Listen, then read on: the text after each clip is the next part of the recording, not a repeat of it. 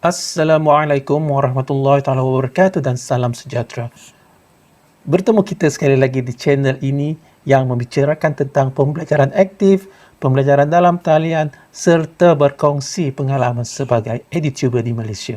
Saya Muhammad Kamaluddin. Dalam video kali ini, saya akan kongsikan 3 contoh bagaimana kita memilih aplikasi yang sesuai untuk pengajaran dan pembelajaran dalam talian.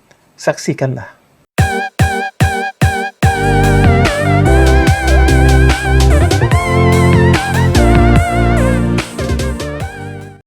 Sekiranya anda pertama kali menyaksikan video saya ini, sila pastikan yang anda menonton video ini sehingga ke akhir untuk mendapatkan tips serta panduan berkenaan dengan pembelajaran aktif dalam talian. Selain itu, sila pastikan anda menekan butang subscribe di bawah ni supaya anda tidak terlepas maklumat berkenaan dengan channel saya ini. Sebagai tenaga pengajar yang mengalami pengalaman melaksanakan pengajaran dan pembelajaran dalam talian buat pertama kali, terutama sekali apabila ianya diarahkan secara tergesa-gesa sepanjang tempoh perintah kawalan pergerakan, pastinya ada banyak persoalan, ada banyak perbincangan serta ada banyak perbualan berkenaan dengan pemilihan serta penggunaan aplikasi yang sesuai semasa hendak melaksanakan pembelajaran dalam talian. Ini disebabkan kita bukannya dilatih secara khusus untuk melaksanakan pengajaran dan pembelajaran dalam talian ini. Tuan-tuan dan puan-puan, rakan pendidik sekalian, pemilihan aplikasi dalam talian yang sesuai hendaklah dibuat seawal kita membuat perancangan pengajaran dan pembelajaran lagi. Pemilihan aplikasi ini hendaklah sejajar dengan objektif dan juga aktiviti pengajaran dan pembelajaran yang telah dirancang, di samping mengambil kira kekangan serta had yang akan dihadapi sekiranya aplikasi tersebut dilaksanakan. 3 contoh aktiviti pengajaran dan pembelajaran yang akan saya kongsikan ialah yang pertama syarahan, yang kedua perbincangan dalam kelas dan yang ketiga perbincangan berkumpulan. Aktiviti PDP yang pertama yang paling banyak dilaksanakan semasa PDP dalam talian ialah syarahan.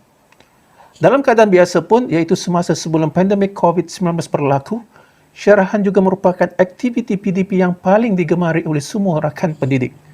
Objektif melaksanakan aktiviti syarahan ialah untuk menyampaikan ilmu kandungan pembelajaran kepada pelajar.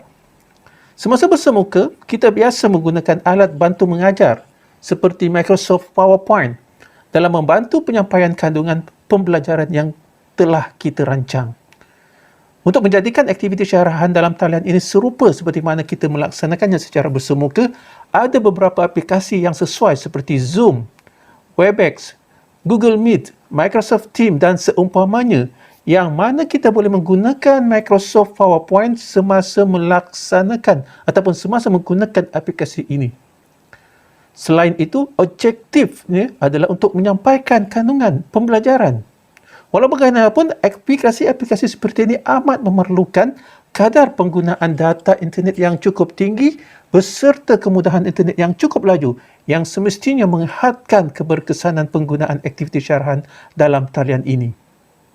Tuan-tuan dan puan-puan, rakan pendidik sekalian, sekiranya aplikasi-aplikasi yang saya sebutkan tadi sebelum ini mempunyai kekangan dari segi penggunaannya, maksudnya dari segi penggunaan internet, maka kita haruslah beralih kepada aplikasi lain yang memerlukan kemudahan internet yang rendah seperti Telegram, WhatsApp, YouTube dan seumpamanya, yang mana objektif aktiviti syarahan masih boleh dicapai di samping boleh membenarkan penggunaan alat bantu mengajar. Contohnya ialah penggunaan YouTube, di mana kita boleh menyampaikan kandungan pembelajaran yang dirancang beserta penggunaan Microsoft PowerPoint, tetapi ianya dilaksanakan dalam bentuk rakaman video. Tuan-tuan dan puan-puan, rakan pendidik sekalian, aktiviti PDP dalam talian yang kedua ialah perbincangan dalam kelas dengan objektif untuk membincangkan kandungan pembelajaran yang telah dipelajari setelah selesai melaksanakan aktiviti syarahan dalam talian. Ini bertujuan bagi memastikan pelajar-pelajar dapat memahami kandungan pembelajaran tersebut melalui perbincangan dalam kelas. Sekiranya pengajar dan juga pelajar tidak mempunyai kekangan kemudahan internet bagus, internet laju, aktiviti perbincangan dalam kelas secara dalam talian boleh dilaksanakan secara langsung melalui penggunaan aplikasi yang telah digunakan pakai dalam aktiviti syarahan dalam talian. Contohnya, pelajar dan juga pengajar boleh berkomunikasi secara langsung menggunakan Zoom, menggunakan Webex ataupun menggunakan Google Meet. Sebab aplikasi ini membenarkan komunikasi ataupun perbualan dua hala. Jadi sekiranya pengajar ataupun sekiranya kita ingin menanyakan pelajar ataupun ingin meminta pelajar untuk memberikan pandangan, memberikan buah fikiran, pelajar dengan secara langsung boleh terus menjawab, boleh terus memberi respon melalui aplikasi ini. Tetapi sekiranya ada kekangan internet, rakan pendidik digalakkan untuk menggunakan aplikasi interaktif seperti Mentimeter, Kahoot dan yang seumpamanya supaya pelajar secara aktif dapat membincangkan kandungan pembelajaran yang telah mereka pelajari menggunakan kaedah pembelajaran ataupun pengajaran dalam talian. Tuan-tuan dan puan-puan rakan pendidik yang dirahmati sekalian, selain itu bagi memastikan pembelajaran dalam talian dapat dilaksanakan dengan berkesan, aktiviti PDP yang ketiga ini haruslah dilaksanakan, iaitu perbincangan berkumpulan. Objektif aktiviti ini ialah untuk membolehkan pelajar berbincang dalam kumpulan secara kolaboratif untuk memahami lagi kandungan pembelajaran.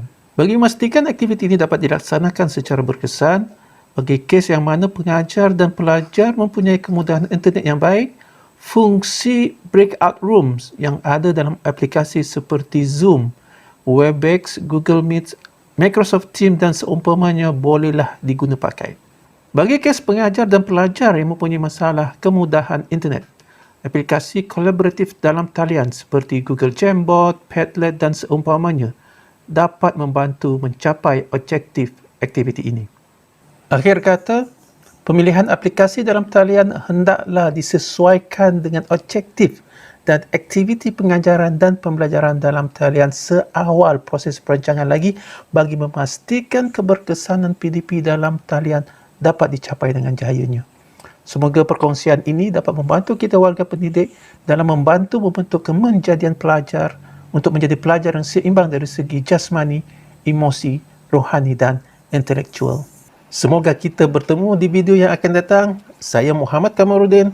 Terima kasih atas perhatian semua.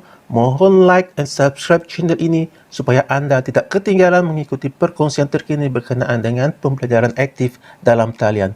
Wabillahi taufiq wal hidayah. Assalamualaikum warahmatullahi wabarakatuh. Bye-bye.